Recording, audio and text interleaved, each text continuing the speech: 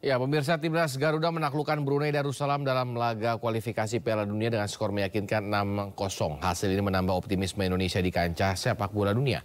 Namun di sisi lain masih ada saja pihak yang masih memandang sepak bola hanya sebatas cuan dengan mengeruk keuntungan pribadi dan mengesampingkan prestasi. Untuk membahas hal ini sudah bergabung bersama kami anggota Satgas Anti Mafia Bola, Bung Akmal Marhali. Selamat sore, Bung Akmal. Selamat sore, salam sepak bola. Salam sepak bola. Bu, ini Indonesia berpesta 6 gol atas Brunei Darussalam. Bagaimana Anda melihatnya? Apakah ini wajar atau seperti apa?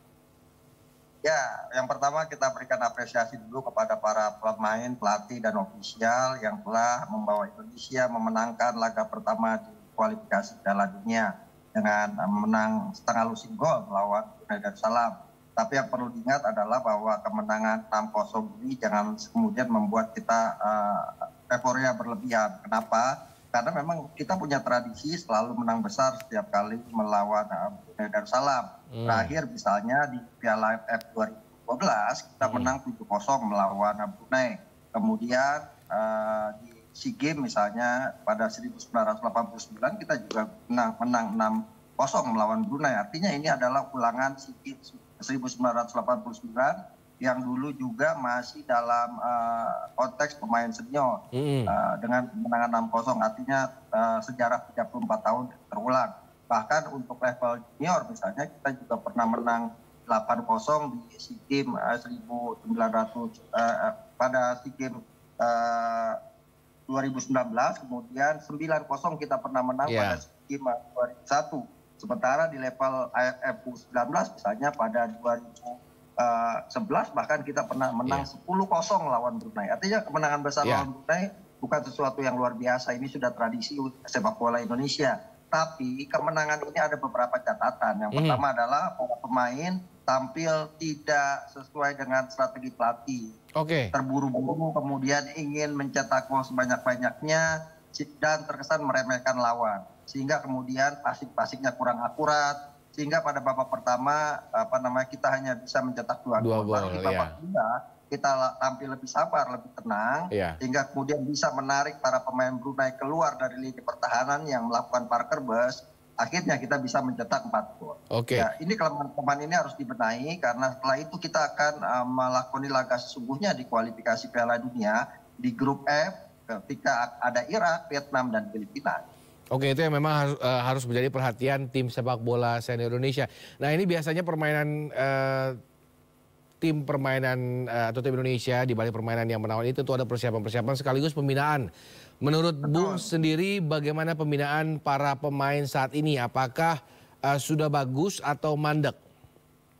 Kalau menurut saya sih belum pada yang diharapkan gitu. Pembinaan usia muda kita di level SSB misalnya kita masih banyak berjalan tradisional gitu kan. Vilanesia turun sampai level grassroots. Bahkan di level klub-klub Liga 1 misalnya ada Elite Pro Academy. Nah, itu kelihatan sekali bahwa klub-klub tidak banyak klub yang tidak melakukan pembinaan usia muda. Sehingga kemudian ketika harus tampil di Elite Pro Academy, dia sewa SSB lain untuk tampil di sana. Nah, ini kan problem sepak bola kita. Jadi ke depan PSSI itu harus tegas kepada klub-klub Liga 1 di mana ada kompetisi Elite Pro Academy. Mereka harus membangun akademi mulai dari usia 8 tahun sampai kemudian usia 20 tahun. Nah, ini penting. Kalau kemudian pembinaannya tidak berjalan dengan baik, maka jangan pernah berharap kita akan punya potensial yang baik. Kalau sekarang ada pemain-pemain muda kita saat ini muda-muda, itu kualitas yang kita miliki saat ini harusnya kita punya kualitas lebih baik lagi. Kita sudah mulai tertinggal dengan Vietnam, dengan Thailand. Jangan kemudian kita bandingkan dengan Jepang dan Korea, sangat tertinggal jauh. Karena itu pembinaan menjadi aspek paling penting yang harus diperhatikan. Mas, ini terkait dengan mafia bola yang baru ditangkap 2 orang. Bagaimana Bung Akmal melihat sampai saat ini kinerja dari Satgas Anti Mafia Bola? Ya, yang pertama mafia bola ini salah satu yang merusak sepak bola kita. Sepak bola kita tidak bisa berprestasi, bahkan tim nasional kita tidak pernah bisa juara di level senior.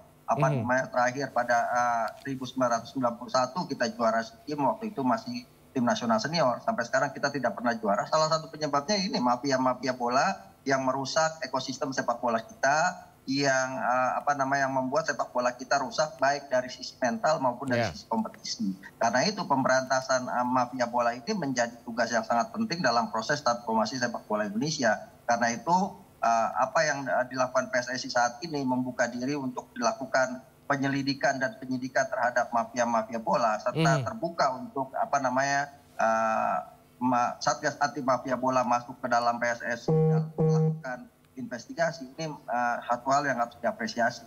Sampai kemudian akhirnya Satgas anti mafia bola setidaknya sudah ada 8 tersangka dalam 2 bulan ini yang ditetapkan. Dan itu pastinya akan berproses terus, akan dikembangkan terus, dan bukan mustahil akan bertambah. Karena kasus yang saat ini yang ditangani kan baru 2018. Betul. Artinya ada 2019, ada 2020, bahkan ada yang sekarang 2023. Dan klubnya juga lagi bermain di Liga 1 kalau nggak salah.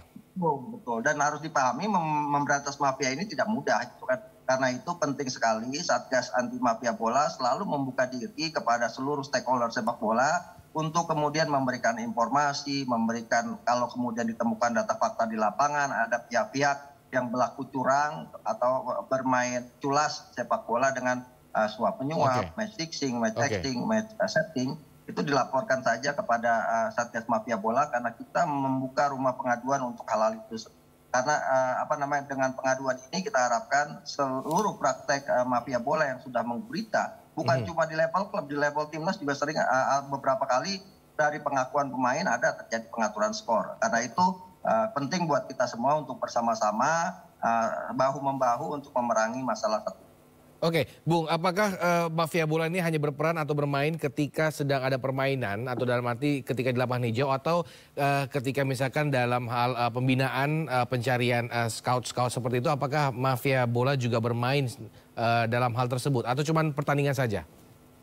Ya, bermain di banyak hal di luar pertandingan, bahkan H-7 sebelum pertandingan digelar mereka sudah melakukan negosiasi, menurunkan runner-runner mereka untuk mengatur hasil pertandingan. Bahkan tadi siang saya baru dapat telepon dari kawan yang menyatakan ada mantan pemain Liga 1 dari Lebanon yang menelepon untuk kemudian ada orang Rusia yang ingin datang ke Indonesia membawa uang banyak. Tujuannya untuk match fixing, untuk mengatur hasil pertandingan. Ini orang Rusia loh, baru mau dimasukkan ke Indonesia. Untuk mengatur pertandingan sepak bola Indonesia. Artinya sepak bola Indonesia ini sangat menjadi lahan basah buat para pelaku pengaturan skor dalam hal ini perjudian. Sebelumnya misalnya dalam konteks sepak bola kita saat ini ada bandar-bandar dari Malaysia sudah sangat terkenal. Ada yang namanya STEM, ada yang namanya DAS gitu kan. Cuma permasalahannya memang kita perlu kerja keras untuk bisa menjerat bandar-bandar ini agar tidak beroperasi di sepak bola kita. Artinya sebenarnya kalau mau tanya kenapa kok bandar-bandar itu bisa masuk ya karena ada yang bukakan pintu. Kalau kita punya rumah kemudian ada orang mau masuk selama kita tidak bukakan pintu kan nggak ada yang masuk. Betul. Tapi kemudian bandar-bandar ini kenapa bisa masuk di sepak bola karena ada yang membukakan pintu. Nah inilah yang membukakan pintu ini harus kemudian